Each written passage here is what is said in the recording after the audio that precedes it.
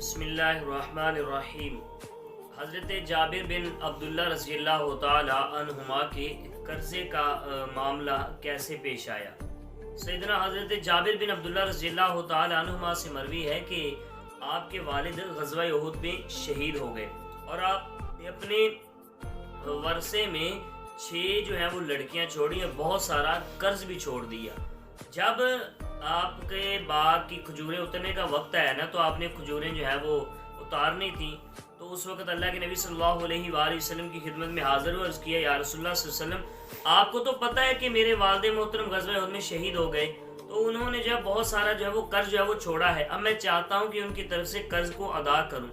تو میرے پاس جو کھجوریں ہیں وہ بہت کم ہیں، تو آپ جو ہے وہ کچھ رہنمائی فرمائیں۔ اللہ کے نبی صلی اللہ علیہ وآلہ وسلم نے ارشاد فرمایا تم جاؤ اور ہر قسم کی کھجور کا علیحدہ علیحدہ ڈھیر لگاؤ۔ میں نے حضور صلی اللہ علیہ وآلہ وسلم کے حکم کے مطابق اسی طرح عمل کیا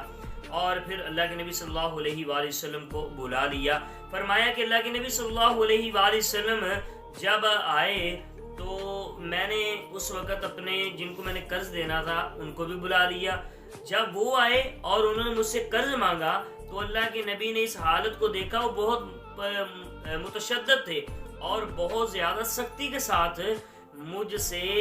قرض کا جو ہے وہ سوال کر رہے تھے کہ ہمارا قرض جو ہے واپس کرو۔ اللہ کے نبی نے یہ بھی حالت دیکھی نا تو اللہ کے نبی صلی اللہ علیہ وآلہ وسلم نے سب سے جو بڑا ڈھیر تھا کھجوروں کا اس کے ارد گرد 3 چکر لگائے اور لگانے کے بعد پھر تشریف فرما ہو گئے اس کے اوپر اور فرمایا کہ اے عبداللہ، اے جابر بن عبداللہ،